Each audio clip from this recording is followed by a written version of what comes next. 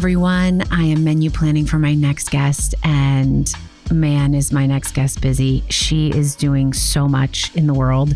And so I really want to plan a thoughtful dinner that is just going to be like easy and straightforward and nourishing, but still feel really luxurious and make her feel like a VIP guest in my home. So we're going to start out with just a gorgeous cheese platter with beautiful fruit, sliced apples, grapes, some beautiful, nice fresh bread. I'm going to have like a Stilton cheese. I'm going to have a camembert. I'm going to I like an old, just like aged cheddar, delicious, yummy. And maybe some manchego, which I love with a grape. I'm going to do a little fig jam and a little quince paste and just some nice crispy crackers and like good salty crackers. And I like a crunchy cracker. I don't like a soft cracker. I like soft bread, but a crunchy cracker. Anyway, with that, I'm going to serve some bubbles. I think I might start with a cremant. I was actually inspired by one of my other guests who mentioned cremant. And I was like, oh yeah, I haven't had that in a while. So we're going to start with a cremant with our beautiful cheeses. And then for dinner, I'm going to do like spring, healthy, nourishing, but still feeling delightful. We're going to do a baked salmon with lemon and dill. On the side, I'm going to serve a farro salad with roasted veggies, some feta and lemon. It's just going to be like really earthy deliciousness. And I'm trying to get better at dessert, right? I always forget dessert. And I'm certainly not asking this person to bring dessert because she is so busy that I can't. So again, guys, I'm not a pastry chef, so I'm going to go simple. I've been buying like just gorgeous citrus lately. So I think I'm going to do just a platter of just gorgeous sliced citrus. I'm going to do tangerines. I'm going to do blood oranges, some grapefruits, and I'm going to make a homemade whipped cream, which by the way, like, I don't know why we ever buy regular whipped cream. Once you make it from homemade, it's so good and it's so simple. And just some like little baby beautiful shortbread cookies on the side. Just simple, but just like something that feels nice. But again, it's like nourishing to our bodies and our souls and kind of refreshing. We're going to get some tunes going tonight because this guest is so fun. And I think it's going to be just a really fun night. So I'm going to get some do some Erykah Badu. I'm going to do some Jill Scott, maybe some D'Angelo, maybe a little Maxwell. Yeah, got some vibes, some grooves going on. I cannot wait for you guys to meet her. I cannot wait for you to learn from her and be inspired from her. She is just delightful. So let's dig in. Hello, everyone, and welcome to Eat My Words. I'm really excited about this conversation today because my guest has started a company and made it her personal mission to fix a problem that is very close to my heart. She is a former big tech executive who started her career at Meta and was a professor of rhetoric, which I need to learn more about. What is a professor of rhetoric at USC, who is now the founder and CEO of tendercare, a platform that helps family caregivers organize information, coordinate care, and connect with trusted professionals. She is also an active member of her communities, having served on the boards of the Manhattan Chamber of Commerce and the Asia Society. She is also a daughter who manages the care of her elderly father with early-onset Alzheimer's from across the country. No easy feat.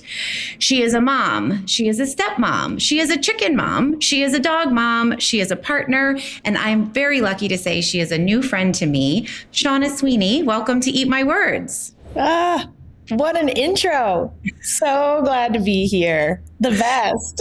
Thank you for taking the time to spend this time with me because I know you are in full mom, startup, tech life, all of it. Chicken mom, all the things. So many things. I like to tell our listeners how we know each other, and ours is a little bit of a hiccupy start because I was introduced to you by our mutual friend and former guest on this podcast, Lorenza Golden, and she'd been telling me about you and your work for months. And we finally got a date on the books to meet for coffee. And then I completely dropped the ball, which it is very unlike me. So I can't get over it. I flaked on our meeting because I was sick with the flu and my husband's car had broken down.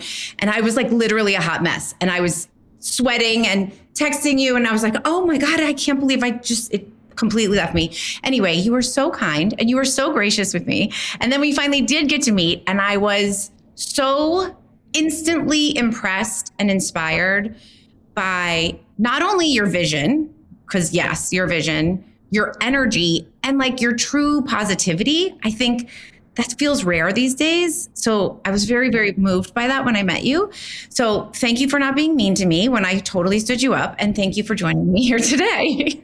It was definitely like a meet cute moment. But there was also, let's not forget, at my favorite coffee shop. So I did get a coffee out of the deal. Right. There and you also, go. like, you were being a caregiver. You're taking care of your family. How can I possibly fault you for that? We've all been there before. It's crazy. The minute that kids get sick, your husband gets sick, there's no possible way to Everything goes. hold it all together. And so I'm happy to be there and be your backstop for you to know that it's okay when things like that happen.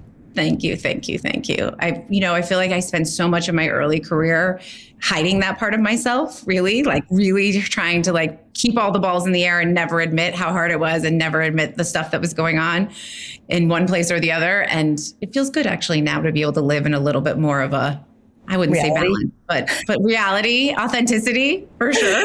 And none of us are in balance. We're all just constantly juggling. Yeah. No balance. So I always kind of like to start with the question of where did your journey begin? Because it's always so interesting to me to see what people say, because some people go all the way back to birth. Some people go to their grandparents. Some people go to a job that they took. So I would love to know from you where you would say your journey began. I have a photo on my desk, and it's of my great grandma, Grace.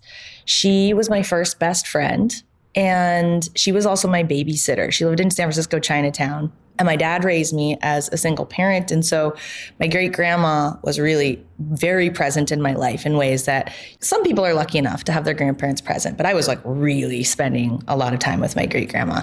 And she was just the coolest. She was just so cool. It didn't matter that we had 90 years, age difference.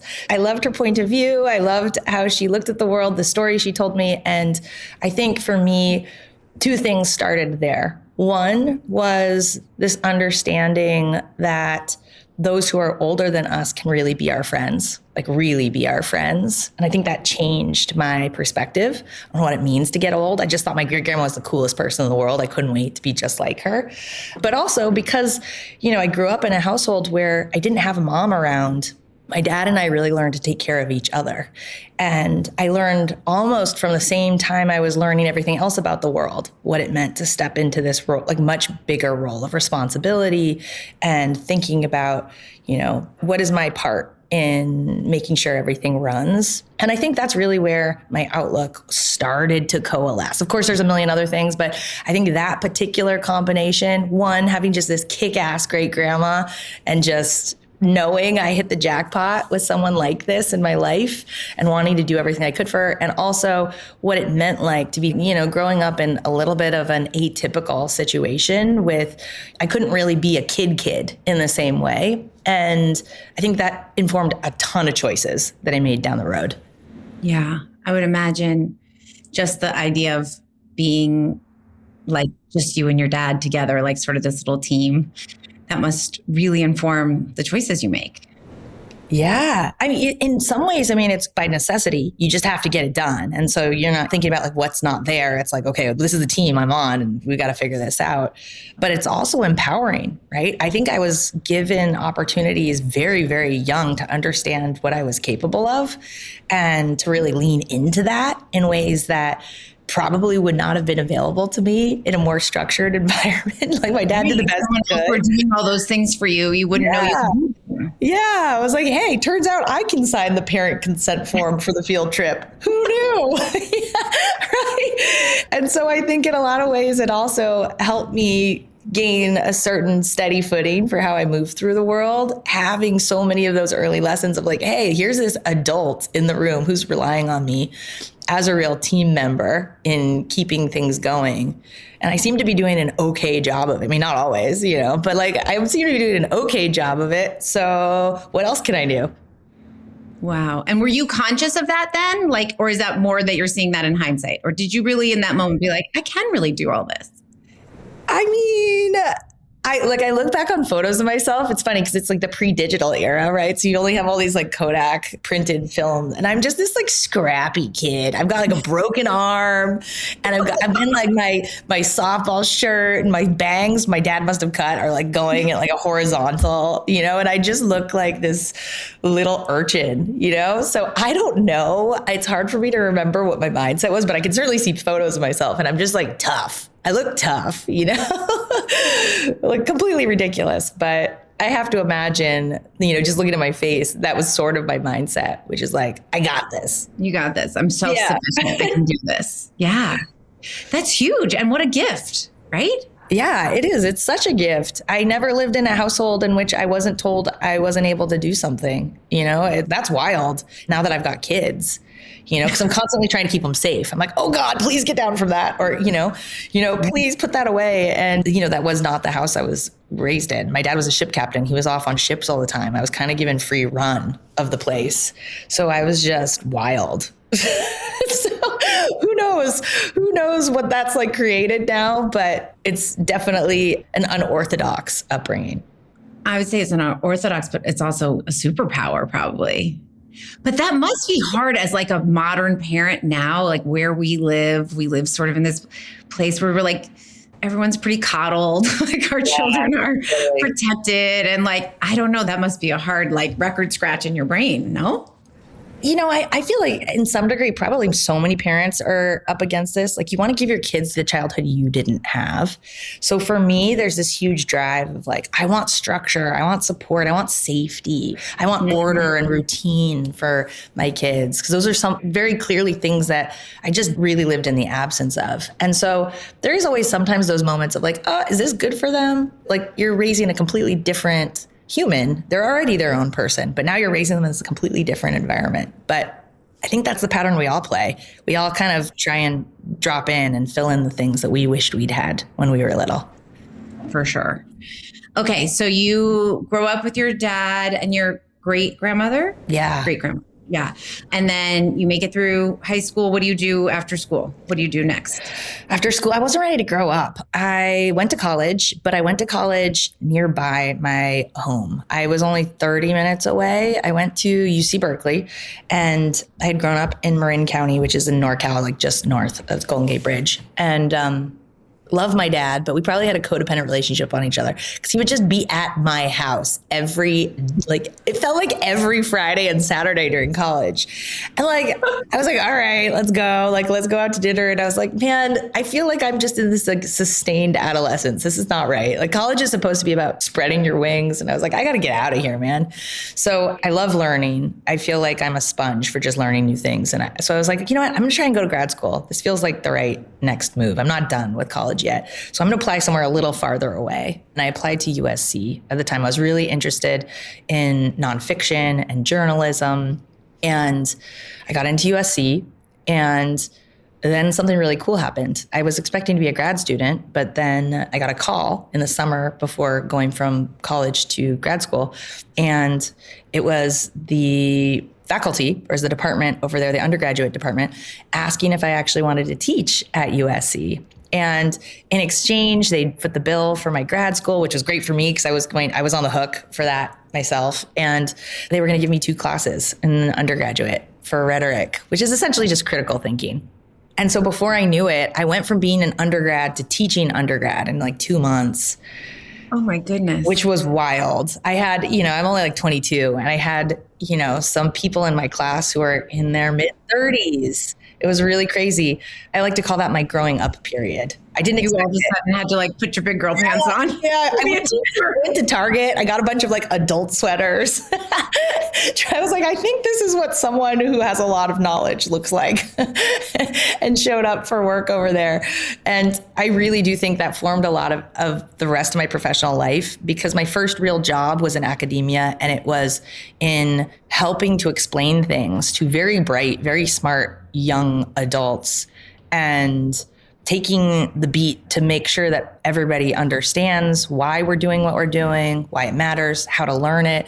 That's always really informed how I think about building a team or building a company. It comes from more of a teacher mindset than it does from anything else, because I mean, I ended up working there for, I think it was like 4 or 5 years as a professor, it was so much fun. Really, really cool. So that was really my next big chapter.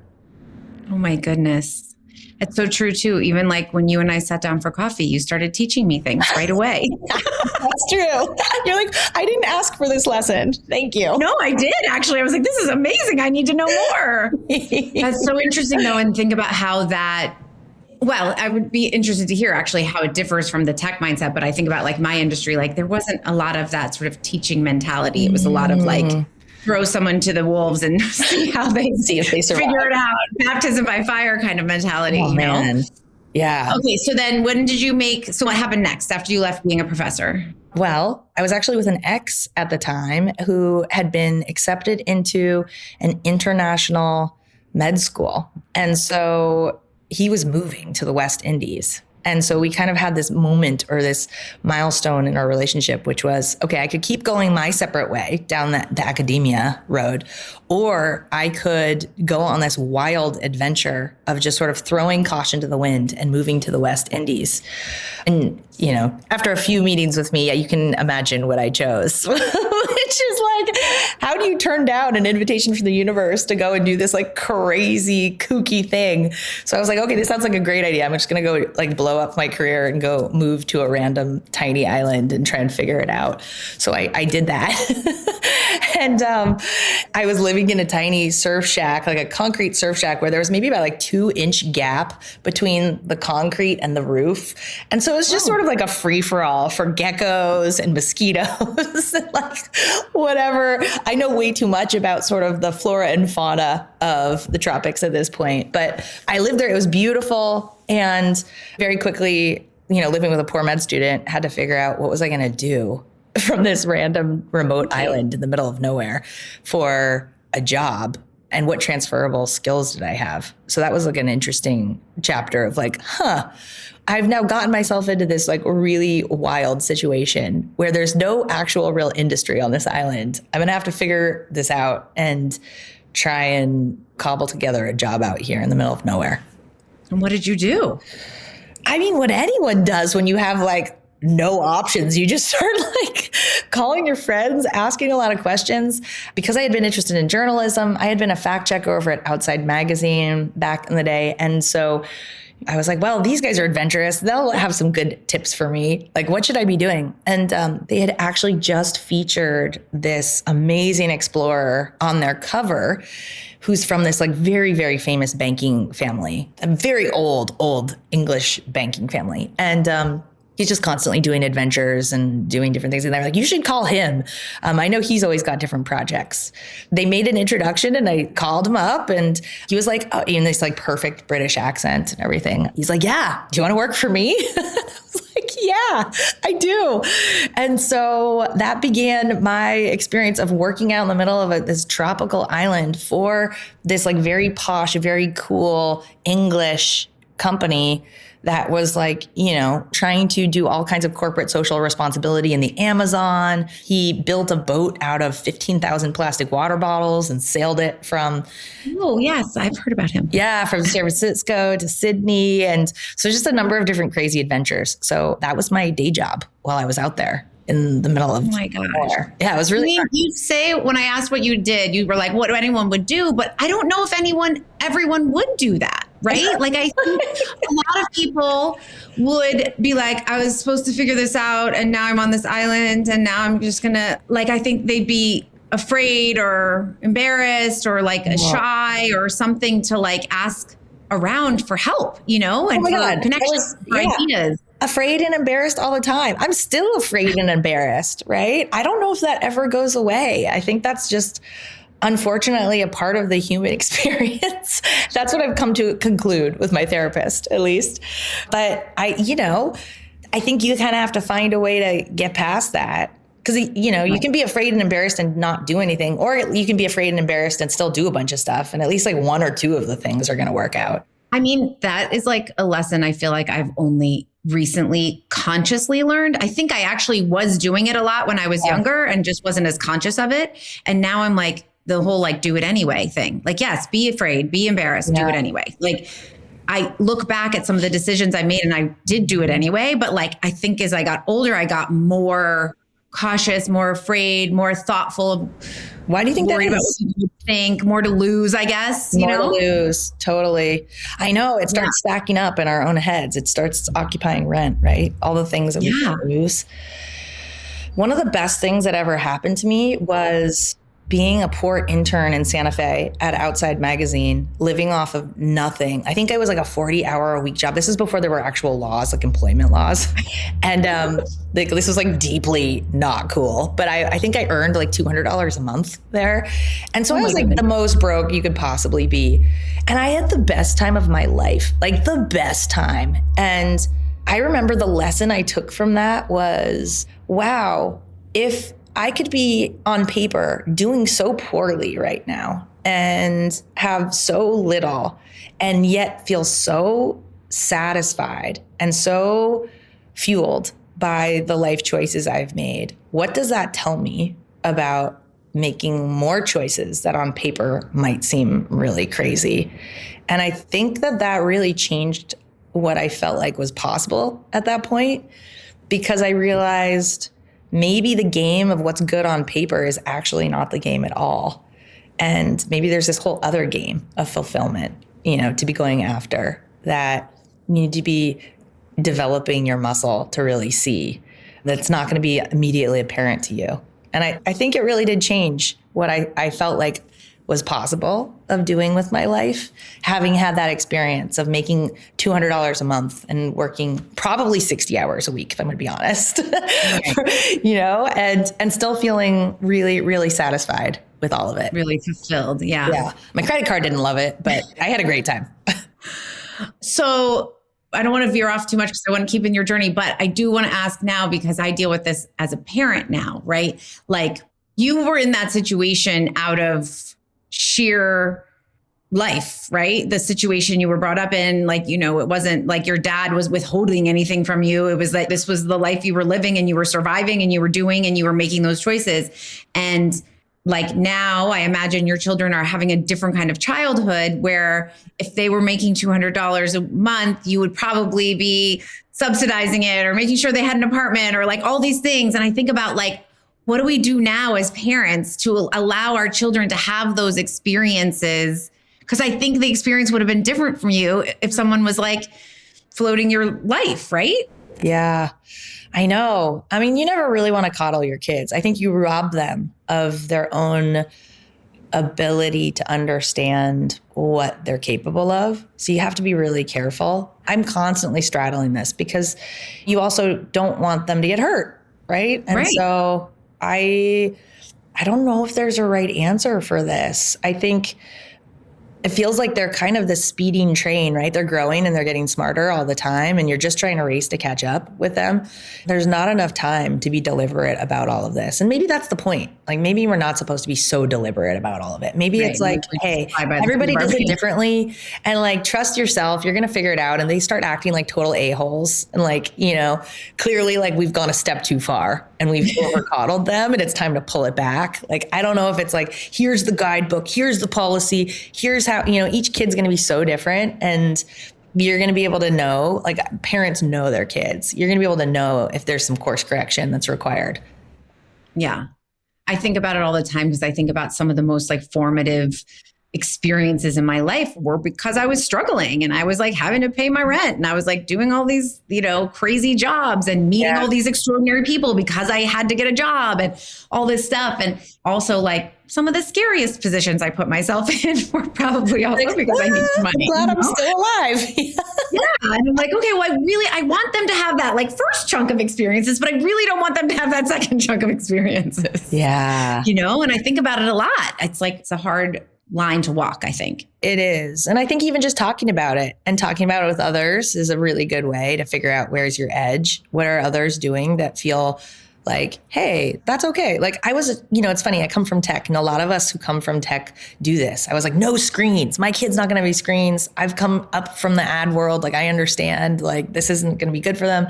And then I was talking to another mom who's like, hey, some of the best bonding I've done with my kids is just Sunday morning, everybody piles into bed and we all just watch movies or cartoons together. And it's this like awesome experience. And I was like, well, when you put it that way, like, shoot, screens are fine, you know? And I think just even trading this information and figuring it out and recalibrating and understanding balance on some of this is probably the best we can possibly do for them. And then some of this is going to be like, they're on their own. They're going to need to figure this out. They've been given this one wild life to do with what they want. And some of that's not going to involve us. And in fact, even if we want to do what's best for them, they're not going to listen to us, right? Right. I also think like what I'm learning too, especially with like the tech thing, is like, it's not black and white. Like, it's not easy for it to be black and white. Like, tech is such a part of our lives. And I remember like I was similar, like my kids went to Montessori. They also went to this. Kids went to this Montessori school, and they had little blocks and they wore their indoor shoes and like they did all this stuff. And then they went to school and they started like learning on iPads. And I was like, aghast, And I was like, oh my God, what do you mean they're not like physically writing and they're not reading books? And I still, trust me, I still have issues with it, but it is also the world we live in. And so are you doing your children a disservice by not? Like, it's just sort of this constant, I'm always sort of in this constant flux, and my kids are older now. And I realize like, you know what? We can just keep changing. The game keeps changing, so we can keep changing the rules, Totally. And well, that's like the stories that my great grandma would raise me with is what it was like for her as a little girl when she was raised without electricity. And when there weren't cars in San Francisco, when it was all horses and it smelled like horse poo everywhere. And how different it was by the time she had become this much older woman and was explaining the world to me. And I think that also grounded me, which is change is inevitable. Like, of course, all of these things are going to be changing. They have already changed in front of us so many times. I remember my dad with his pager and do you remember payphones? Yes. And he had to like stop by the side of the road and go call at a payphone. I'm like, can you imagine? Do you remember MapQuest? All those printouts? Oh my God. Yes. Cause I lived in LA and I would literally print out my directions every time I was going somewhere. Right. And so like, that's like, they would not even know what we're talking about if we tried to explain that to them now. Right. So I think it's like, some of this is just go with the flow. Just know it's going to keep changing too. So, pick up what works and don't worry about it too much. I think it's interesting that you had this like experience with this legit explorer. Like, what the fuck? Who's an explorer anymore in these days, And then you went to the tech world, which is sort of the new explorers, Did you have a step in between? What happened after the tropics? Well, I was still looking for how could I make this work? Because, he was on this like really, really crazy regimented journey of changing over for residency. For anyone who's been in, medical school, you understand it's like this really crazy zone. So I was like, okay, I got to figure out what are my transferable skills? Like, what can I actually do for a job where I'm kind of on the move? And so I started to think about, okay, well, I know how to tell stories. There is this whole other body of work, which is telling stories for businesses. And so what does this look like to go into PR? Because so many of these PR agencies are always desperate for talent and for bringing people in who can like jump on new accounts, things like that. So I actually started working at a PR agency that had a whole bunch of tech clients. And so that was my real entree into this industry. And at that time it was like boom town, like Facebook was on the ascendant. They were hitting, like 1 billion users. And so it was a really exciting time to be telling the story of what this was doing to society. What did this mean? Where was the opportunity? And so my first step was into a PR agency and really working with some of these companies like Uber, like Facebook. Wow. And I kind of fell in love with what was happening over there. It felt like the new gold rush, and it was such a magnet. Totally. And such a magnet for talented people. They were really good. I have to give them credit at bringing in, Pulitzer Prize winners and people who had invented the field of machine learning and all of these interesting people who could just be your coworkers. And so that's when I was like, oh, this is cool. I want to be a part of this. And then when Facebook came to me and asked if I would actually head up this whole new department and program that they were putting together, that was a pretty obvious no-brainer. I was going to take that one and run with it. Yeah, that was probably a good decision, huh? There we go. And that so started my crazy foray going deeper into the tech kingdom, which is really just like, I think it's just a new kind of way of talking about invention and inventors. There's inventors all over the place, but there's quite a few that are in tech these days. It struck me so much, though, when we were talking the other day about sort of your mindset and the mindset with which you worked there, and most people did, and what was fostered there was so different than the industry that I grew up in. And it's weird when you think about the fashion world and you think about creativity. There's all these wildly creative, incredible people, but there's not the same capacity for risk taking and failure that I feel like you people in tech sort of were like expected to, like that was really, really ingrained in you and part of your culture. And I think I've been thinking about that so much since we had that conversation of just like how that forms so much of how you approach your work and decisions you make on a regular basis. If you're like being pushed always to like fail, right? You're pushed to like risk it and fail because that's where you're going to get invention. And I'm a little bit envious of that because I think that I was raised in an industry that's very different. And there's people are taking risks and stuff, but it's a different level of comfort with risk taking and failure. Yeah, I mean, it's the pursuit of perfection, really, in fashion, right? So it's a very different North Star. It was truly ingrained in the culture. It was literally, I think the motto was fail faster. Like it's accelerate towards failure and that being a good thing, which, you learn your edges on that. It still doesn't feel good to fail, by the way. I don't think it ever does. But once you accept that that's part of the process, it's also part of the process of writing or creation at all, right? One of my favorite books is Shitty First Drafts by Anne Lamott. Yes. I don't know if you've read it. So good. She's amazing. Right. But just the idea, like you're never going to get to good if you're not okay with doing a first shitty draft. Like that is just a part of the experience and everybody has to go through it. It's not just you. Yeah. It's still hard. And that the creation is part of the deal. Like I just actually watched this clip. I think it was Sir Ian McKellen. It looks like it's like a graduation speech or something. I'm not really sure. But he basically is talking to like an auditorium of students. And he says, I want you all to go home and I want you to write like a 6-line poem and you all have to do it and you can't think too much about it and you have to do it. And he's like, and then I want you to rip it up and I want you to throw it in the fire. And he says, because the result is not the thing, the experience you have created, you have become a creator in that moment. And that's the lesson. And that's what you have to know rather than the result. Cool. And I was like, oh man, yeah, I have goosebumps just saying it. So cool. And he's local too. I feel like I saw him in Brooklyn once. Really? I think he is. Yeah. Oh. I remember like freaking out. I was at brunch and I was like, oh, I was like taking photos over my shoulder. he's so not cool. Yeah. Like, I'm being really respectful, but I'm also obsessed. Yeah, exactly. 100%. Yeah. Okay. So you have like many, many years. How long did you stay at Facebook? Then Meta? God, I think I was like there 7 years, 8 years, way longer than I expected to. I mean, up until that point, I was part of the generation that's like, we hop from place to place. And so it was like, 7 years was a long time. Yeah, that was way longer. And the reality was I just loved my boss so much. She was just the coolest. The really lucky break of working at Facebook was that I was in this sort of cabal of Amazonian Wonder Women who were all just breadwinners and absolute dynamos and so confident. And they surrounded me. They all had these large teams and were the most incredible examples of what I felt like strong, powerful women in this industry could look like. And it was a total high to work and be coming up in an environment like that with so many of these role models. I'd never seen anything like it before. It was just fantastic. And so I ended up staying there for a really long time.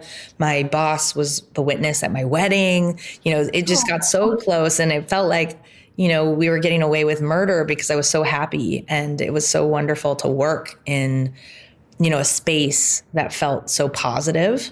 It made it really hard to leave. Even when I knew it was time to leave to go and build my company, I didn't want to because it was just a wonderful working environment, specifically working for my boss. So it was very bittersweet when I finally ended up leaving. So tell us about that. How did you do it? How did you finally make that decision? The best advice I ever got was from an amazing, amazing leader. I won't mention her name because she's very well known. She's like, the best time to make a career change is in maternity leave. So I had gotten pregnant with my 4.5-year-old, and she was like, the best thing you can possibly do is go out, have your baby, bond, have a great time, and then hit it hard on the other side by going and starting fresh. Because either way, you're going to have to do so much work to climb out and get back in. Like the startup costs of that are serious either way. And so it's a great time to make a move. I would never think that. And when you said that, I was like, this woman is insane. Like, how did you even do that? But I think so much about my experience. Again, I had been at a company for 7 years, same thing, didn't have any kids. Went and had kids, and the climbing out of that was so brutal. And part of the reason why it was so brutal is I had been working there with my heart and soul, with everything I had. And so that was the way they were used to me working. Right. And they don't know how to like change gears when all of a sudden you can't work the same way. You just physically can't because you have a human body. Yeah. That's rough. And so I think about that, like now that you say it like that, I'm like, oh my God, it kind of is brilliant, because then you start fresh and you're building something from a new perspective, which you can never know until you've done the thing, which is push the baby out of your body or get the baby wherever, however the baby comes to you, right? God, yeah. You think you're going to know it all. You think you're going to be able to do all these things, and then you can't. And then like the only way you can know to do it is just like once you've gone through it, right? Oh my God. So it's like wild. It's wild. Okay. So you're on maternity leave, you have your baby. So I have my baby, and, you know, we're not given many times. Like, we are just constant masters of the juggle, and it's not different for us at work either. And maternity leave is such a cool vibe shift, because suddenly you're just as busy. You're even more sleep deprived. You're more exhausted, but you're not on this like sort of treadmill of like meeting, to-do list, check things off, do this. And so it was a really cool moment that doesn't come along as often as I wish it did in our adult lives, for me to just take a step back and really slow down and think about, what do I want for my working life? Like, what does this look like? Which direction am I headed? What do I really want to get good at? These are not things we have time to ask ourselves often, you know? We're usually just feeling bad about not getting farther through our to-do list. And so it was really cool to take that time. And also, how cool is it? I mean, my company gave me 6 months off from maternity leave. So got to give them credit where credit's due. That's just not a thing, you know? And so it was a really good long period of time to figure this out. And during that period of time, I realized I was sitting with this huge problem with what it was like to take care of my dad, and this body of knowledge, very specific knowledge of what is required to do this well when someone gets really sick. And so let's just pause there for the people who don't know your story yet. Yeah. So your dad was diagnosed with very early onset Alzheimer's. Yeah. And so at this point, when you had your baby, how long had he been sick? For a while. Really for a while. With Alzheimer's, it kind of creeps in too. Like the family knows something's not right. There's no start date. And you don't want there to be a start date. So we all sort of cover it up, right? It's like, oh, dad's just getting a little long-winded, or he's telling that story again, or what's such a airhead. He forgot how to get to his way. Yeah, exactly. So there's like a couple of years where there was like, oh, dad's fishy behavior. Fishy. Yeah, exactly. And then eventually it got to the point where it was a really hard conversation, actually. My dad's a ship captain, and he's like, he had the most amazing job. It's like Top Gun of the ocean, right? But it's also a really dangerous, high responsibility job. And it got to the point where he passed his annual physical, and I was like, Dad, you need to tell him about some of the stuff that the family's noticing. You need to tell him, because he'd already passed it. And my biggest fear at that point was, he's going to run some ship into the bridge, and like, this is going to be horrible for everyone. And we got to stop that from happening. And that was really hard, because you're still in cover-up zone. So credit to him. He went back and he told the doctor, and they're like, oh, let me do some more tests and see what's going on. And that's when it came back. He had early onset Alzheimer. And I had been working at Facebook at that point for probably like 5 years already. And this was really hard. Everything changes on the other side of a diagnosis like that. It means everything's going to have to change. You can't drive anymore. There's all kinds of things that start to take a ripple effect. And because my dad didn't have a partner, what we quickly realized together is that almost everything about your life has to migrate to someone else to take over. There's no more paying your taxes. There's no more buying groceries. There's no more even like managing a credit card after a little while, you know? And so that was a really jarring experience for me, going from being like, ooh, I like tech. I'm just moving around in this, you know, really cool tech world, doing my own thing and exploring and creating, to being like, oh, life just got really serious for both of us. And my whole life is changing alongside his. Right. Yeah, that sucked. It sucked so hard. Yeah. And he was kind of still well enough, though, at that point to be able to have these discussions with you. Oh, he was in so much denial. He didn't want to believe it. He was like, I'm going to get a second opinion. I'm not sick, you know? And at that point, like, you're already thinking fuzzy, you know, you're not in your right mind all the way. It takes a long time for this to build up, the plaque in your brain, before it even really starts to express itself. So no, he was in denial, didn't want it to be true. And this is a guy who'd beat all the odds on almost everything. So why wouldn't he beat the odds on this? You know, so this was a very difficult experience of me having to be the adult in the room, while he was, even up until really like the end, I don't think he ever fully acknowledged like, hey, I'm sick and I've got this disease. It was kind of like a slow slide into, you know, being more childlike. Yeah. It's interesting because my mom has dementia, and I actually don't really talk about this on this podcast very often, but she still doesn't know she's sick. Like, she would never accept that she was sick. So we all sort of did this weird song and dance around her. Because every time I would try to talk to her about her being sick, she would get really combative with me. Yeah. It was like the only time she would get really combative with me. And so we just sort of took this other tact of like sort of doing the things behind the scenes. So the fact that you were able to like have this sort of very forthright discussion with your dad, while impossible and painful, I'm sure, it's just such a different experience than what I had. I'm sorry you had to go through that. It's really hard. Yeah. You know, your experience sounds equally hard. Like, that sounds hard to have to sort of suspend reality. and there's so much micromanagement of that to preserve someone's experience, more important than your own in that. That's not still do. Yeah. We still do. It's so hard. It's like a heartbreaker of a disease. It just sucks for everybody involved. It's not easy on anybody. It's my biggest fear. I'm like, oh my God, I don't want to do this to my kids. It's like a horrible, you know? Mm-hmm. But basically what ended up happening was I'm so loyal to my dad. My dad was an amazing parent. And so I was okay with doing the hard thing for him. I was like, okay, I'm going to be here for you. I'm going to do this. I'm going to show up for you in this, even when I don't want to, even when I just want nothing to do with this. And I wish I could be anyone but me right now. Yeah. And so I did that with him, and I learned all of this crazy body of knowledge that you probably have too, of like all of these legal documents that I didn't know existed that I needed, and all of this sort of management of medications and new specialties that I had never had in my life before, like neurologists now that we're constantly talking to. And, you know, now I'm understanding all about the ALZ Association and trying to figure out like what are the best practices around diet and all of this stuff, you know, that I'm slowly becoming an expert in. And I start unwillingly or like unwanting to be. Yeah. I was like, thanks for the thing I really wish I did not know anything about. I I look at other people who have like healthy parents, and I'm like, God, you have such a gift. You have like such a gift.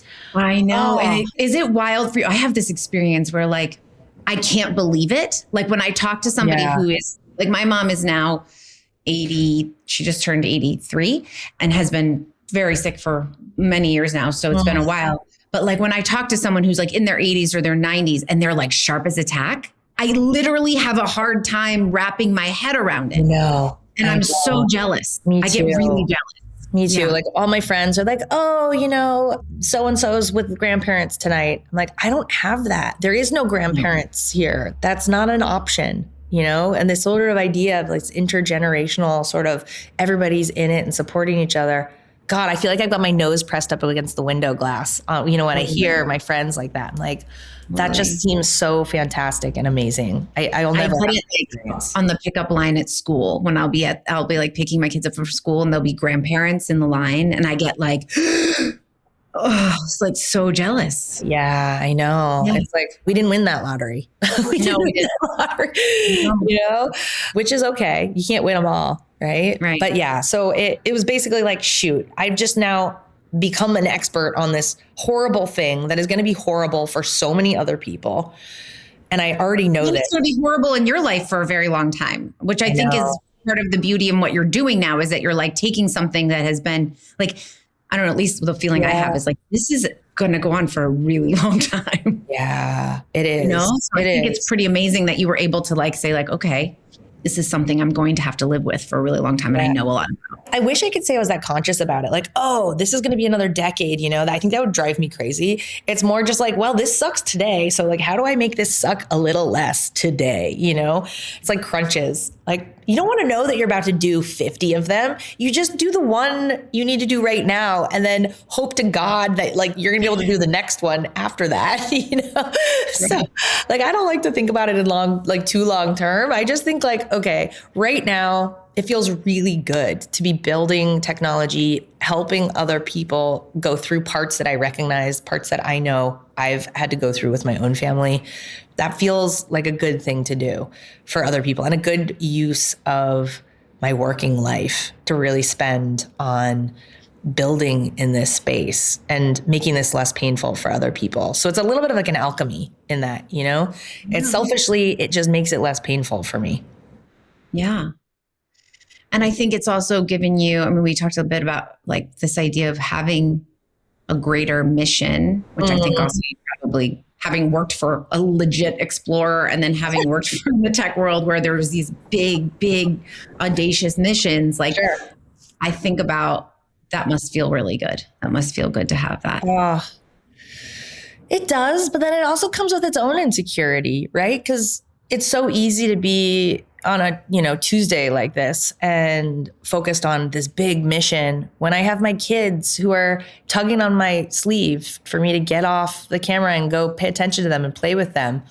And, equally, I worry that it's a distraction from the things that really matter, which are right in front of me, and it's easy to be like, well, there's this big purposeful work. And so it justifies not being present in certain ways. And so it's a tug of war all the time. And maybe this is just the modern experience of what it's like to be moms and to be trying to create and build is like, you always wish you could be in multiple places at once and you can't. And so the big tragedy is always like the place you're not in when you're wherever you are. I say that like 10 times a day. Like, I just wish there were 4 of me. Like if there were 4 of me, it'd be great. I'm fine. Yeah. And so maybe that's part of this is just surrendering to the fact that maybe we just need to stop feeling bad about the places we're not in. Well, so we just did this episode a couple weeks ago on shame in women with this incredible writer, Melissa Petro, who makes the argument in her book that shame and the shame that women feel is essentially like a societal patriarchal issue that like we are automatically set up to fail. And the system is not supporting all the things we're trying to do. The 4 of us that need to be in 4 different places, right? And so automatically we're gonna fail and then we're gonna feel bad about it. And her argument is very interesting because it was basically like, so it's part memoir, but part research book. And she does all this research with women from all walks of life, right? So she's got CEOs, she's got stay-at-home moms, she's got bus drivers, she's got cleaning people. She's got every walk of life and every level of like, what do you want to say, achievement or success or exposure to big worlds or small worlds, whatever it is. And literally shame is shame, right? So the stay-at-home mom who can't finish her laundry and get it done because she's overwhelmed feels shame about that. Or the mom who is working and can't be at the school play feels shame about that. And the child of alcoholics feels shame about that. And that's feeling, no matter what it is that's causing the shame in women, is the same feeling. Wild. Right? Yeah. Isn't that wild? It's so crazy when you start to think about some of this stuff as like system failures that we just internalize. And you're like, hey. Right. Yeah. I mean, I was just thinking as you were saying, like having that time on your maternity leave to be able to like think. I just had a friend this weekend who's a dear, dear friend who's American, but has been living in the UK for the last several years.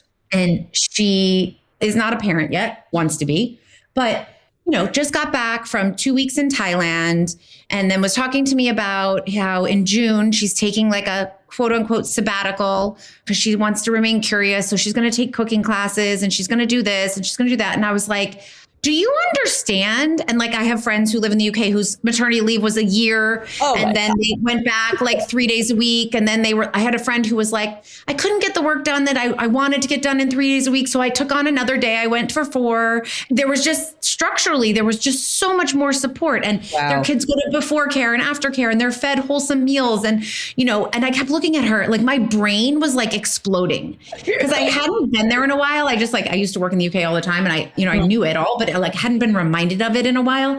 And I was like, damn, we really are not set up to thrive here. No, I know. Well, it's a system that's sort of biased towards productivity, right? And the craziest part is like, we've never been more productive. And yet each time that all of these tools, like the moment we're living in now, like all these AI tools get unleashed, the actual feeling that you see reported back is like, I'm more behind than ever, right? And so you expect all of this to then somehow ease up that experience of ours of like, oh, maybe I'll have a breath now. I'll be able to like relax. But the overall system is really built to just maximize as much productivity out of us as humanly possible. So to your point, I think this is the board that we are playing on. And so the minute you start to name that and realize that, you can start to set some of your own rules on it. But it's really hard to do because I think there's a tendency to just internalize all of this and think it's a me thing rather than, oh no, this is the play that we're all walking. This is it. Yeah. This is the playing field we're on and this is how it goes. And these are the rules, right? And like, if you want to be in it, you got to follow the rules. I have this moment where I was like, I'm like trying to disconnect a little bit and I'm trying to like get more thoughtful about my tech hygiene.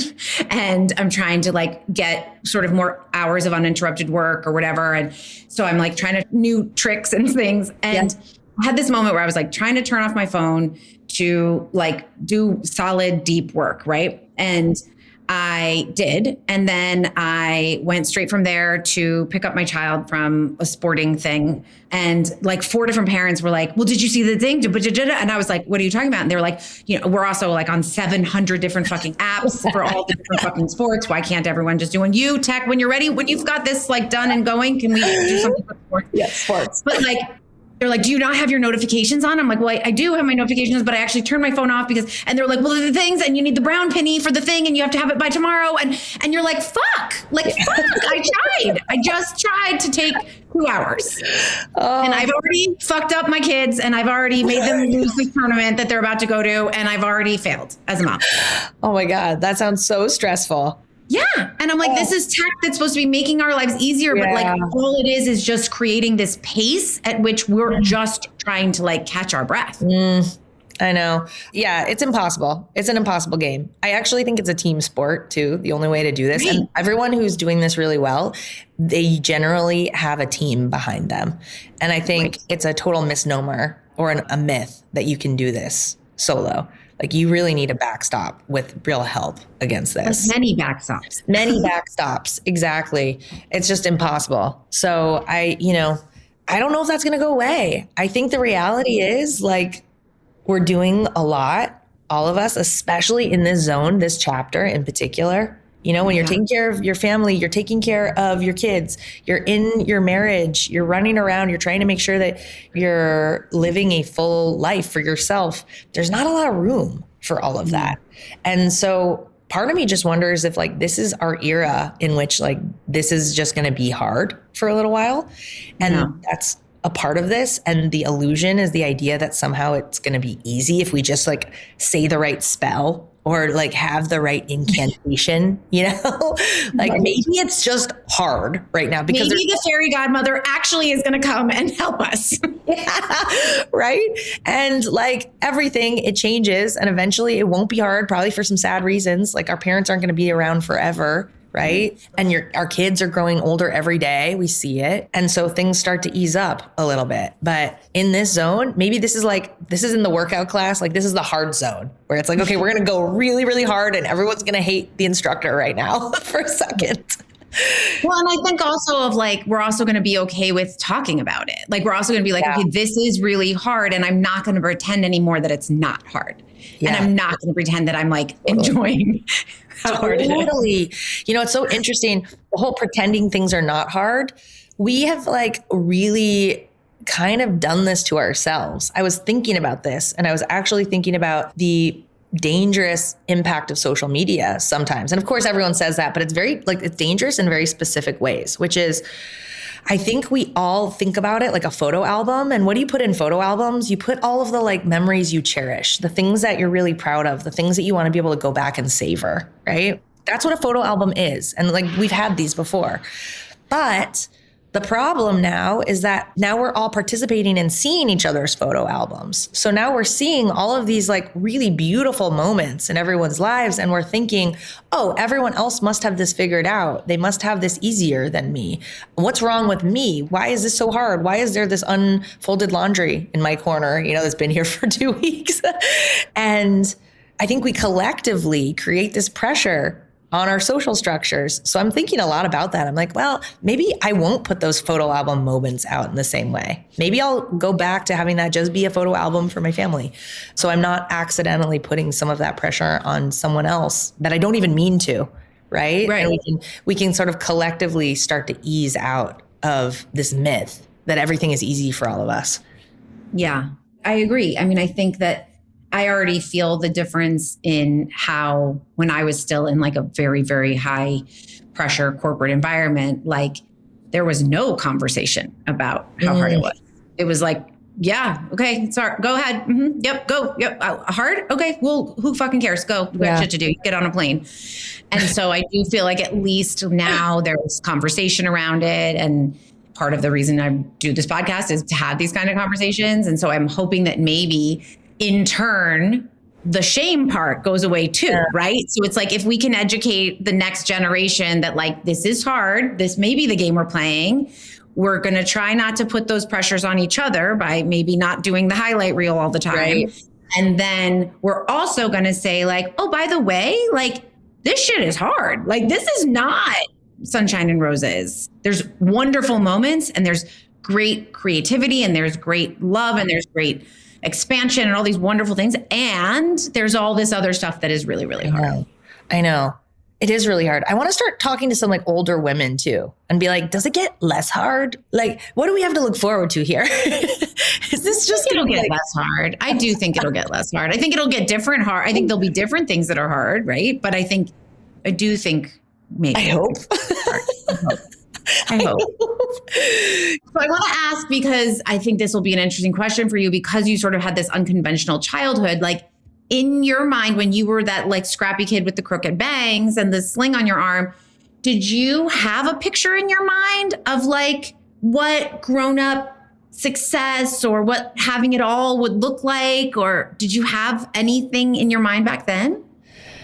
I mean, it was a very unorthodox experience. I was raised by like a bunch of ship captains, right? And like truly, like that's who I hung out with. I was on big, giant freight ships and cargo ships and, around tables with like 30 sea captains. So it was a very different experience, And then even when I was in school, I was playing sports and I was in soccer and it was mostly the dads who were there. So in many ways, and I'm just even thinking about this now with you asking the question, like, I'm not shocked that I went into like venture-backed technology, which is like majority male. That's like, it's a very male. So many dudes. So many dudes, the whole thing, venture capitalists and founders, they're all dudes.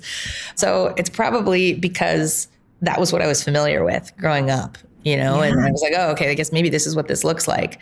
I knew I never wanted to be on the ships though. That was a for sure. They smelled like gas, and you go in there and there's like 300 guys who've been at sea for like 3 months. And I was like, I want none of this. Like, this is just a bad situation. So I knew that wasn't going to be my future. But I think success and like a picture of success, it goes back to my kids. I think what I could see in my mind, and I didn't really like picture this all the time, but I knew instinctually what I wanted was to give my kids this more flushed out picture of what partnership could look like, and stability and safety. And there's so much about living in our area in Lewisboro that it's just so meant for giving kids a really great childhood, and running in the woods and spending time with their friends, and not quite the same level of vigilance you see in the city. And so this feels a lot like what I had always hoped for already. I think the challenge for me is savoring it, not letting it pass so fast, and not being so worried about the to-do list or what's going wrong at work that I don't notice what is right in front of me, which is like what I had kind of, I think, as a little girl always hoped for. Even if I couldn't have it as a little girl, I can have it as a, adult woman. Yeah. Oh, that's so beautiful. I got to remember that. You have to play this on repeat in your car. Exactly. So you have 4 kids. You're mom and stepmom to 4 kids. Yes. Aging in range from little baby, under a year old, to teenagers.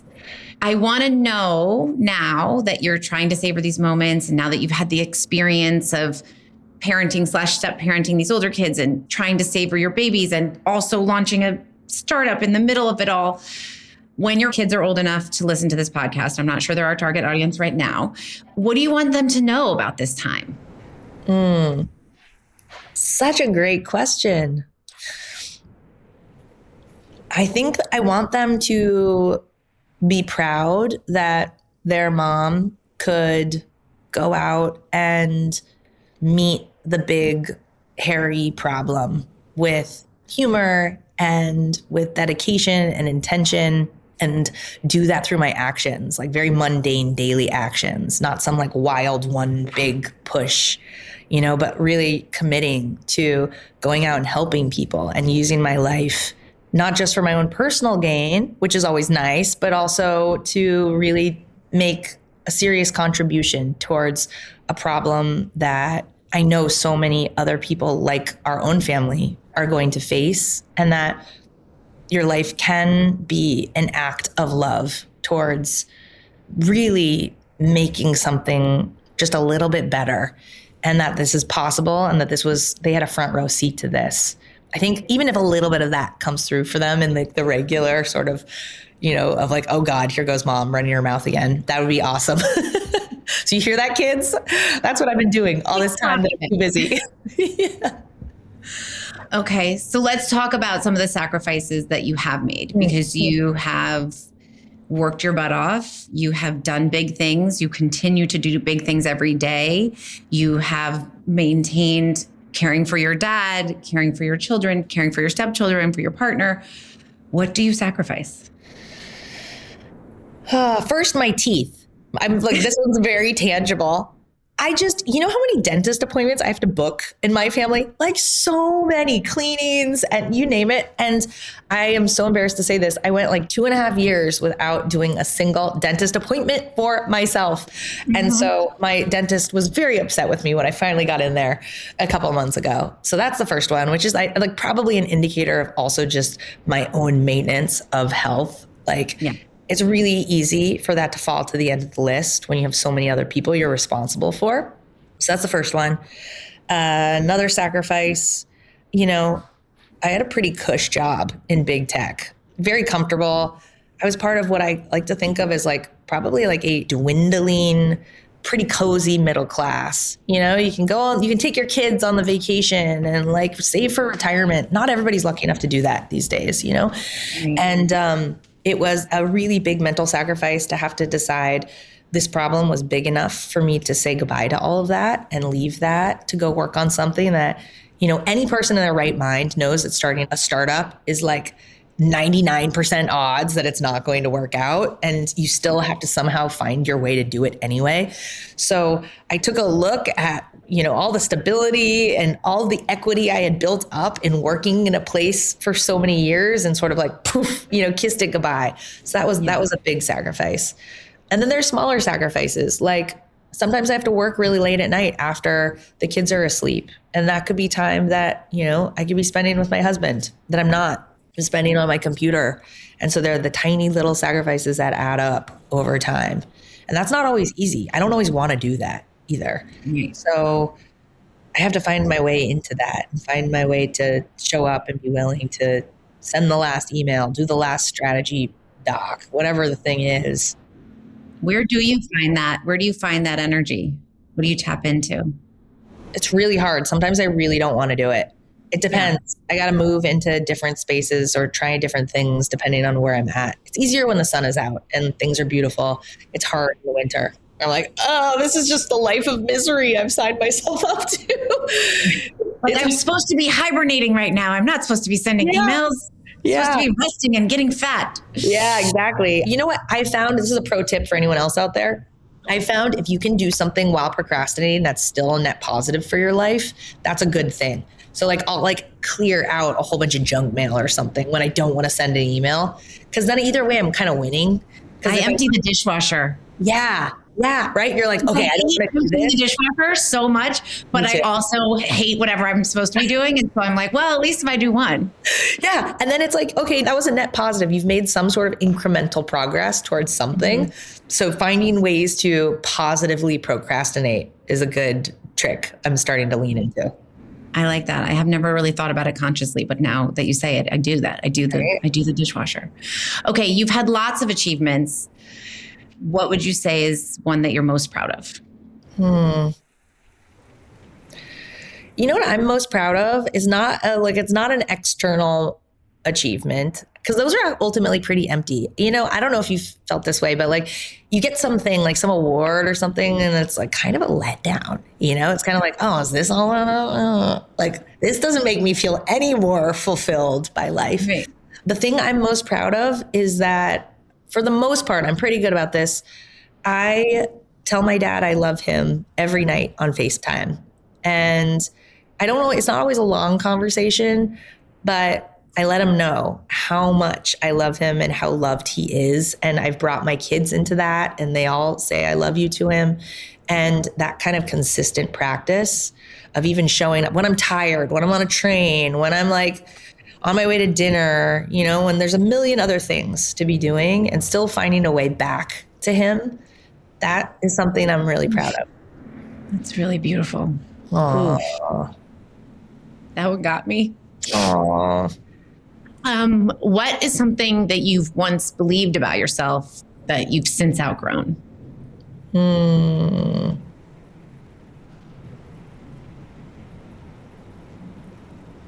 Oh, that's a really good one. I'm like, I haven't grown enough. I feel like I need to grow so much more, Man, I think that I used to think I needed to be liked. Right? And I thought that was really important. And it was really uncomfortable for me when someone didn't like me. And so I would do everything I could to avoid being disliked, even if it meant trying to put myself into a corner or not really be my authentic self. And I don't know if it's the era I'm in, but I'm just it's better for us all to know. If you don't like me and I don't like you, good. Oh, a spade, shall we? This is a big world. We don't need to be in each other's orbits. You do you, I do me. That's new. Yeah. And sometimes I think about that. I'm like, oh God, have I just become this super gruff person maybe this is because I've built a business. I don't know. I think life is really short, and you get more aware of that as we go on. And the more you can carve out your time and the people in your life that you have intentionally brought there, I think it's a good thing for everybody. Yeah, I agree. That was a big one for me too. For me, that took a lot of unlearning too. Yeah. It took me a lot of Like I was raised as a Presbyterian minister's daughter, like your Wow. whole to make people like you, like literally your dad's job's dependent on it. And then I was a PR person. So people had to like me, right? Like it took a lot of unlearning to get to that place. But Do you think you're there now? Yeah. That's huge. I mean, I'm still not comfortable being like, I don't like you. Like I don't really have that, and I don't love when someone doesn't like me, but I don't think about it as much, number one. And I don't, to your point, like I have such clarity around what matters to me and who I want to spend my time with. And so it has given me the ability to make very clear boundaries. And so that I've gotten really good at. That's amazing. It's still difficult. It's not easy. It's definitely not easy. Yeah. So I'm still working on it, but that's like, this is the direction I'm moving into. I like this direction for you. I feel good about it. Oh, me too. What are you dreaming about these days? I feel very strongly about women, especially mothers, especially people building businesses or working in businesses. Do you dream? Do you have time to dream? Are you allowing yourself to dream? There's a lot of stuff that could suck your dream energy right now. These are all great questions. I found, I don't know if it's having babies or what, but my sleep is much lighter now. Like I don't have that deep REM sleep the way that I used to. I miss it, where you just have these intense, vivid dreams. I automatically wake up now at 6, and I'm ready and I'm like listening for the kids. So I don't get a lot of that dream energy from sleep per se, but I dream during the day. And some of my outlets, my creative outlets, are gardening. I just love gardening so much. I love getting deeper into it, looking at how different plants grow, learning more about how they grow together, and then also just the delight of even them producing. Like we live in such an abundant zone to grow things in. So I'm super into dreaming about gardenscapes and what you can create out of the earth and how do you design that. That's a lot of fun. Oh, I love that for you.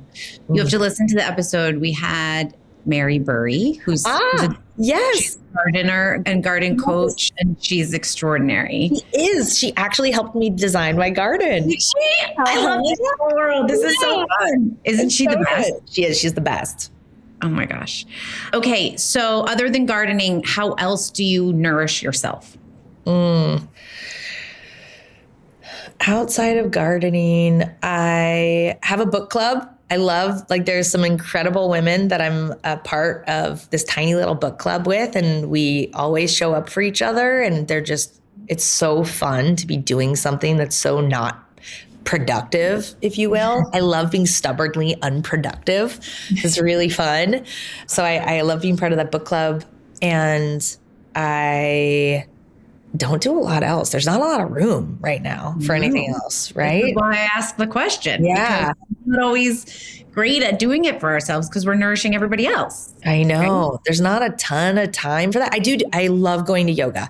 Yoga is fantastic. It's a real mind clearing, body clearing, especially after having had a baby. It's really nice to kind of sink back into my own bones again. So I try and go at least 2 times a week. That's a big gift for myself. Good. I'm glad you're doing that. Okay, this has been a very long discussion, but we are now at the very, very exciting time of the lightning round of silly questions. I can't wait. Many of them are food related, but they're not all food related.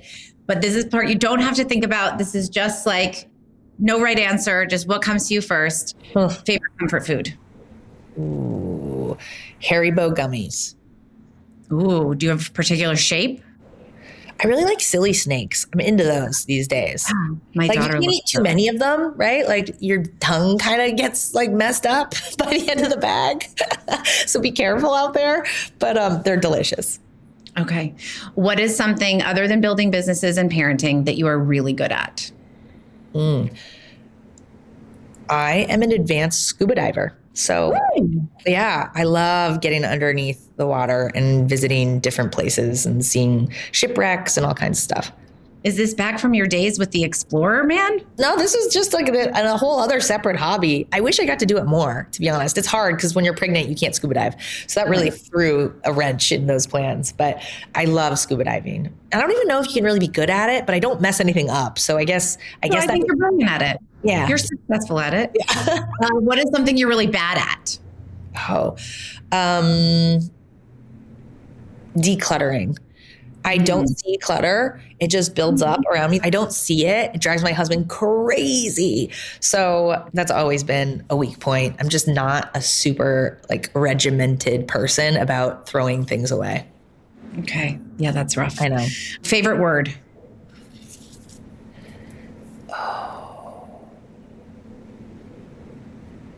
Hyperbole. Ooh, I like that one. How about what's your favorite word? Today I would say it's serendipity. That's a beautiful one. Yeah. It changes though. Changes every, and some people ask me and some people don't. And so I'm always like, oh, but today it feels like serendipity. Like I've been having a lot of moments of serendipity lately and it feels really nice. And I just think I like the way it sounds and the way it looks. Least favorite food? Wasabi. Really? I can't handle it. It's so gross. It gets in your nose, you know? It like starts burning the inside of your nose. Yes, Not it does. right. No. What about you? Oh, truffle. I hate truffles. Really? Oh, Yeah. man. I don't And it's love really them, but I sad. don't hate them. I'm like in like really fancy foodie situations a lot. And like the smell of them makes me want to gag. And it's awful because people are so excited about them, you know? Lord, do you want some? Yeah. Gloves on and they start shaving it and like putting it. They're like, you can have it on this and you can have it on. I'm like, get the heck away from me with that. Oh, that's so funny. Like it ruins everything for me. Like, don't put that shit on my fries. Don't put that shit on my pasta. No way. But I appreciate the digging for it and the dogs and the things. And I love a pomp and circumstance moment. Like I love all the hoopla around it. And then the like shaving on everybody's Yes. plate. Yeah, totally. And, like we were at Danielle one night for dinner and it was truffle season. They're big and on their truffle. service is extraordinary.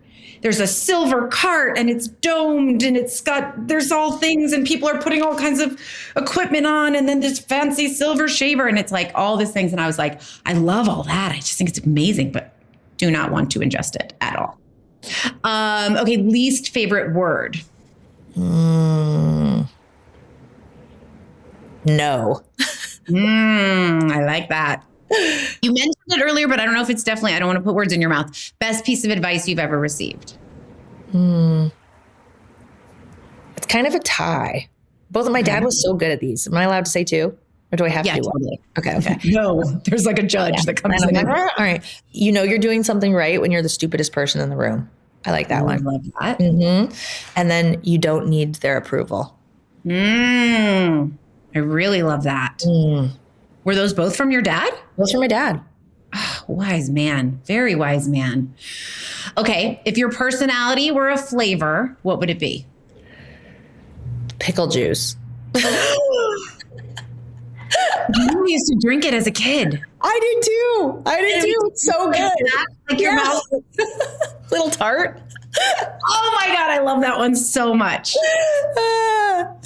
Like dill pickle juice or sweet pickle juice? Dill pickle juice. Yeah. Yeah. I used to sit and eat when I wasn't really allowed to watch much TV, but I was allowed to watch like one show or something. And I would sit and eat the entire jar of the Vlasic Spears. Oh, like, so good. Like they're like 10 green. nipples. Yeah. Lime green. And then I would chug the juice. I'm getting that feeling in my mouth just talking about it. So good. Yeah. That's a good one. Okay. Last supper. We're just graduating to the next realm. Yeah. What are you eating tonight? Maybe lamb hand-pulled noodles. Well, it depends. Is it a cold night? I guess it's tonight. It's tonight. It can be whatever you want. Yeah.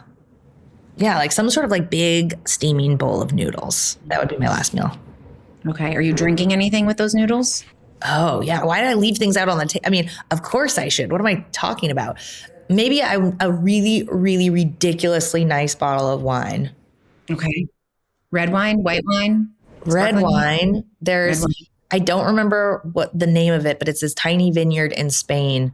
It's my husband's favorite vineyard and like winemaker. And this guy is like a purist. I know we have some downstairs. I like got him for him for an anniversary at some point. So maybe I'd crack that one open. I'd steal it back.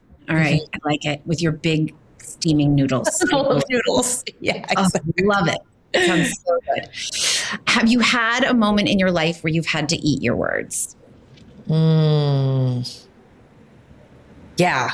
Many. Think of any that you'd like to share? Oh God. I mean, one that just comes out to me that I regret so much. It was right when my dad got diagnosed, and there was this amazing coworker of mine, and we were planning this big program together. And I was just not my best self, and I was showing up not as my best self. And he was going through what the designs for the event were going to be. And I don't even remember exactly what I said, but it was something to the like, this isn't good enough. This needs to be redone.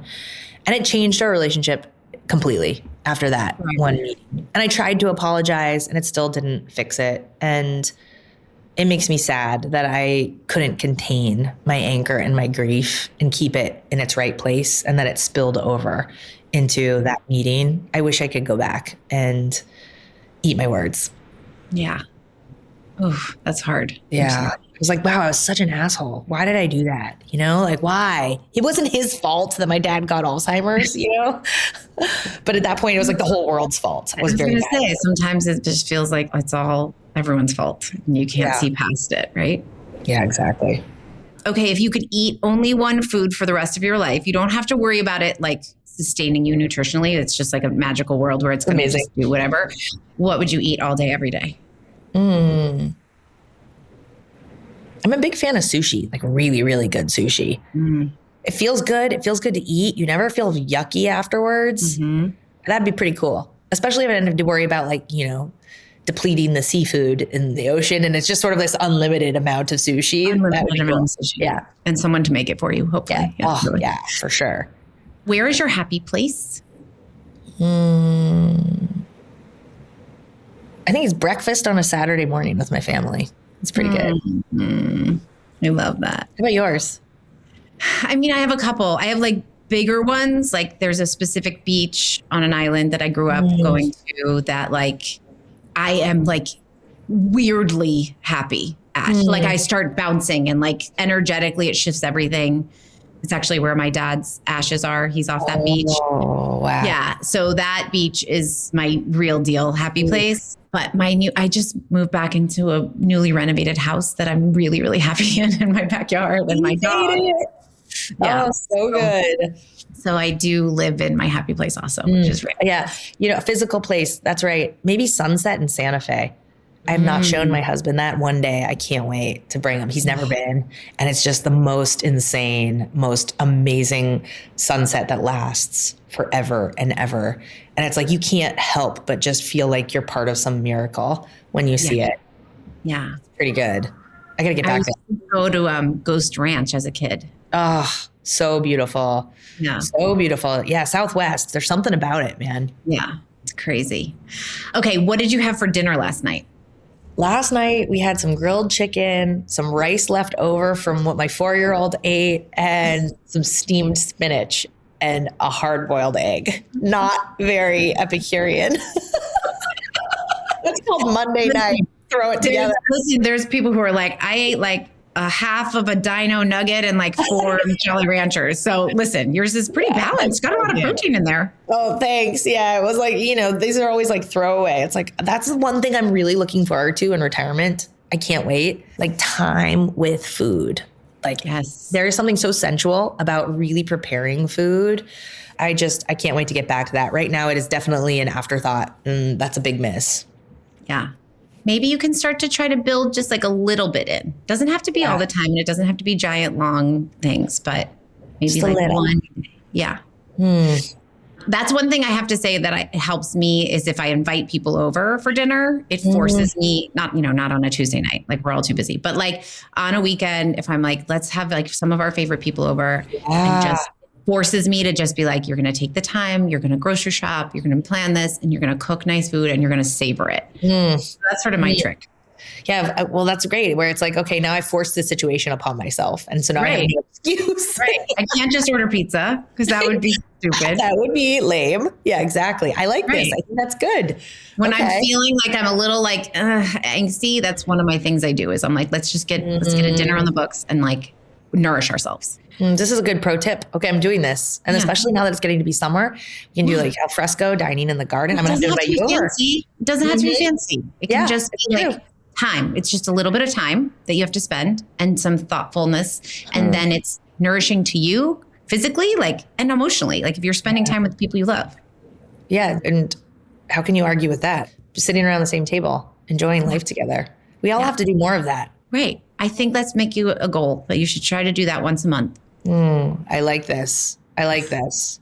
Okay. And I will do it at my house for you too. You'll come to my house and I'll nourish you. I know. I need to see how it's done by the master. I'm like, wait, how does one do this? Watch and learn. And then I'm like, oh, sorry, I flaked. I ordered pizza. And I'd be like, girl, I'm here. I'm bringing some Nebbiolo. We got this. It sounds delicious. We got this. Okay. What do you wear when you feel like you need to take on the world? Like you have a big meeting with investors or a hot date or a big presentation or something. What do you put on your body?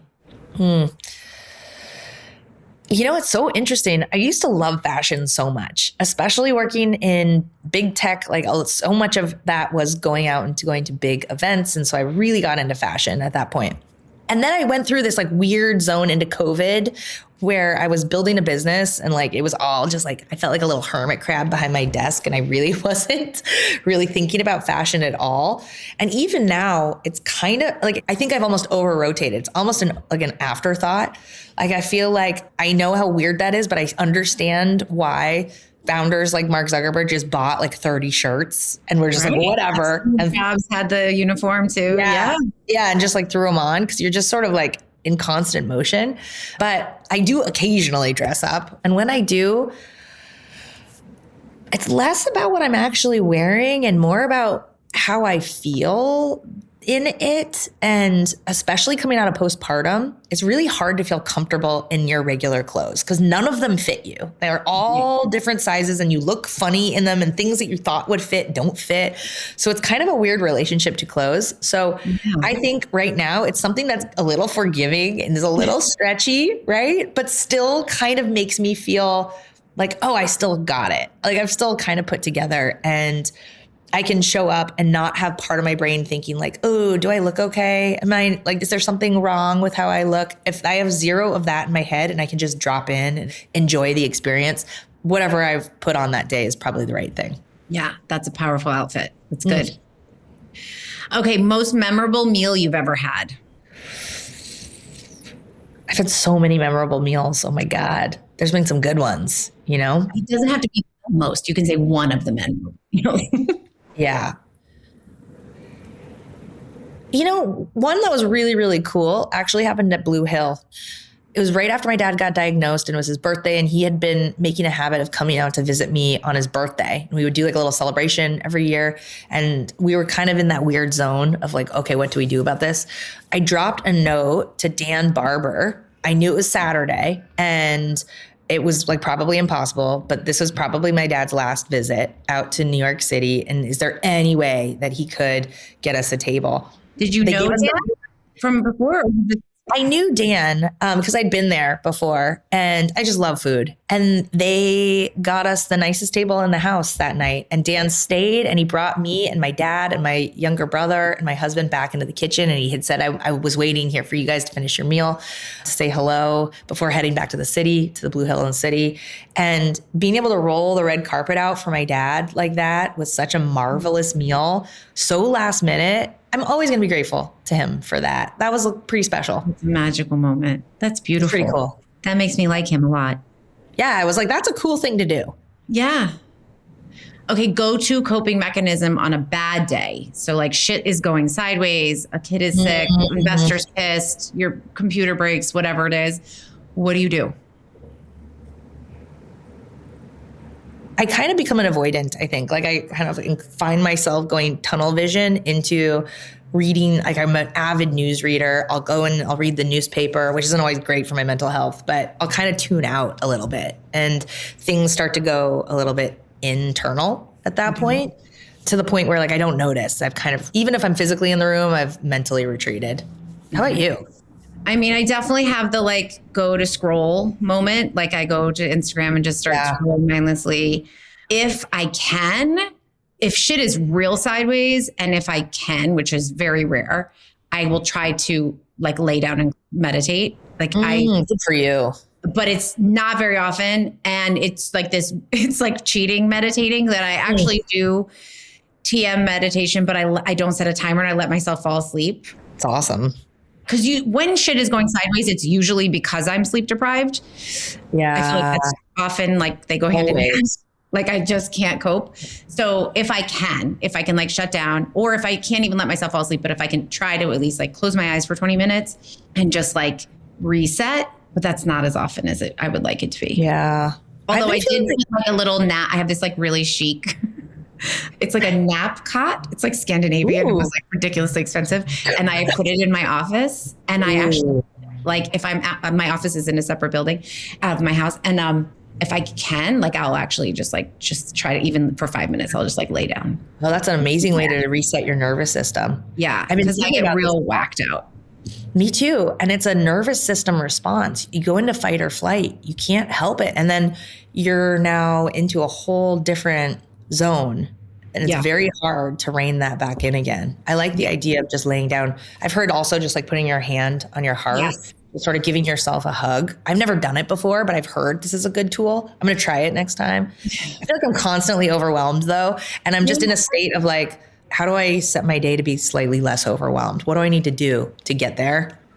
Well, it's funny because in asking this question, it made me realize like I didn't really have a good coping mechanism. Like I was like, I just like jam through it. Like I just like full steam ahead, like act crazy, and like bullshit goes wrong. And I'm like, maybe I should think about this a little bit more. And mine is always, it's funny. Like there's times even when I did this last night, I was like real cranky, and it was like homework time and dinner time, and I still had work to do, and I just like needed, and I was like, I need to go upstairs and I need to put on my pajamas. It was like way too early. It was like 7:00. I was like, I need these clothes off my body, and I need to be laying flat. I didn't have to be there for very long. I just needed to lay on my bed. I put my heating pad on my back, and I was just like, 10 minutes. I just need no one to talk to me for 10 minutes. Wow, that sounds amazing. I kind of want to do that. That's a good one to pull. Yeah. And you just like, it's like, I'm super sensitive to like noises. I'm super sensitive to light. I'm like and so it like really like closing my eyes and laying my body down are like two of the fastest way. I always say it's like a motherboard when you're like, and you just like everything shuts down. Yeah. That's like the kind of quickest and most effective for me. That's a good, I'm going to try that. I'm borrowing this one. Yeah. I need that. Take yourself. It's like almost like a self timeout. Yeah, you just got to go sit in the corner for a minute. I just need like 5 minutes. I need 10 minutes to just like lay my body physically down. Because I also realized that like I physically carry stress in places. And so I'll be like, everything hurts. And then when you lay down, you're like, okay, I can do this. I can think this. Okay, we're almost done. Dream dinner party guest list, dead or alive. Who's coming to your party?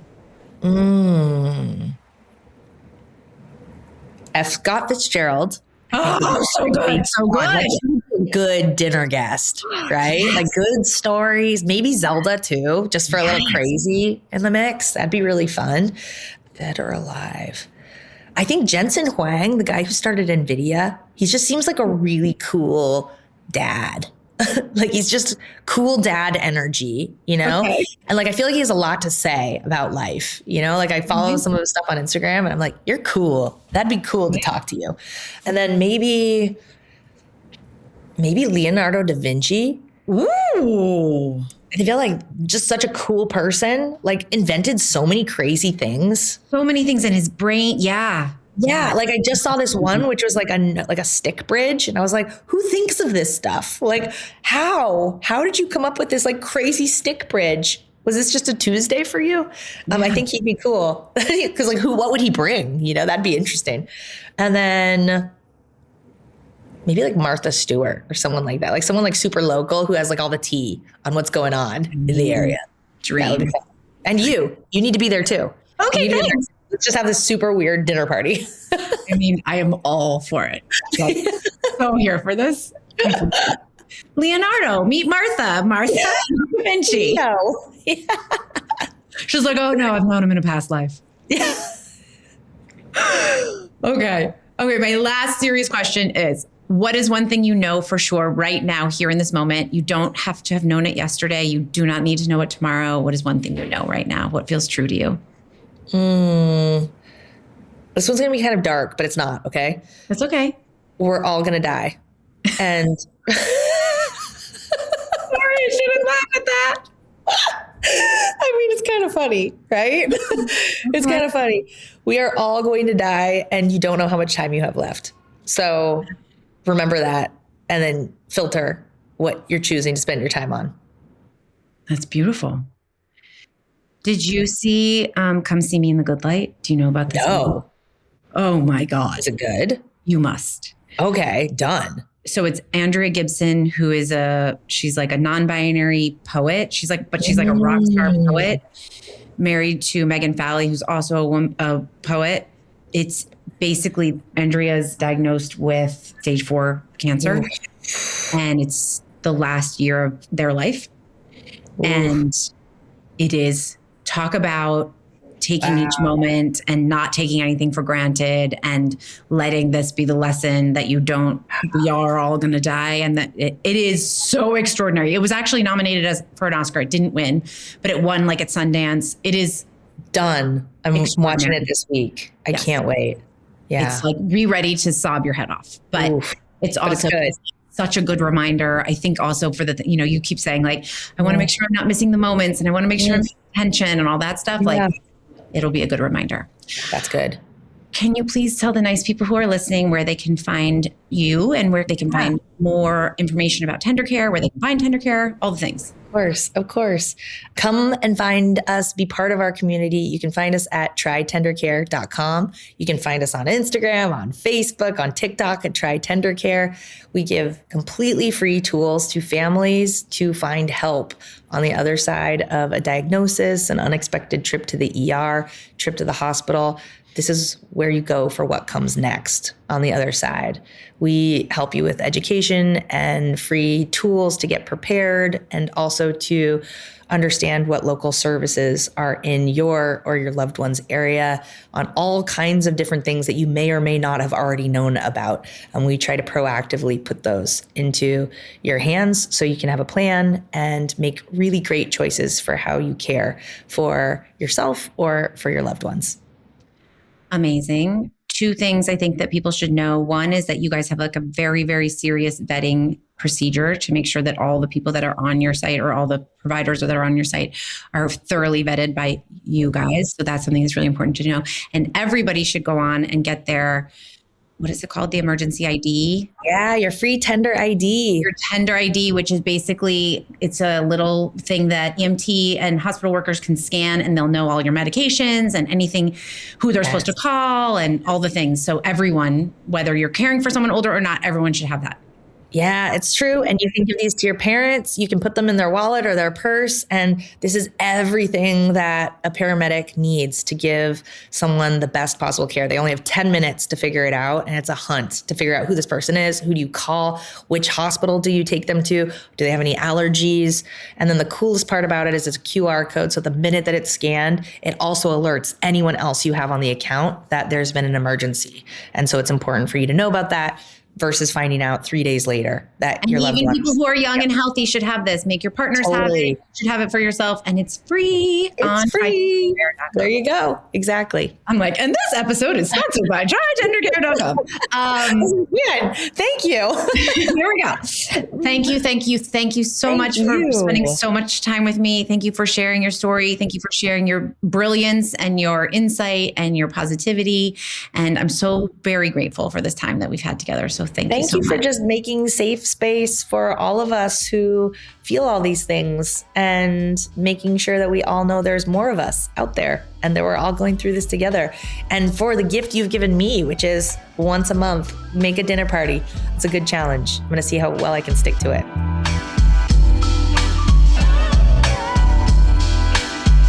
Oh my gosh, I could talk to her all day. I just adore her, and I adore her mind, and I adore her positivity and her heart. If you guys enjoyed this, please share it with your friends. You know, if somebody you know is looking for inspiration or just like to smile, I feel like this is the episode to share with them. You can always share it over Instagram. You can share it over TikTok. You can share it over email or text. All you have to do is copy the link in the media player and paste it into whichever vehicle of communication you would like. Every time you share an episode with someone, it helps us tremendously. So thank you in advance for doing that. Thank you for tuning in.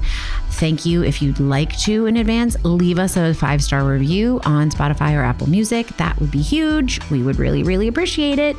And as always, we're so grateful that you keep tuning in. It's just amazing to us. And if you're not doing so already, please follow us on social media. We are at Eat My Words, the podcast, at both TikTok and Instagram. Thank you, thank you, thank you from the bottom of my heart. And I will catch you on the next one.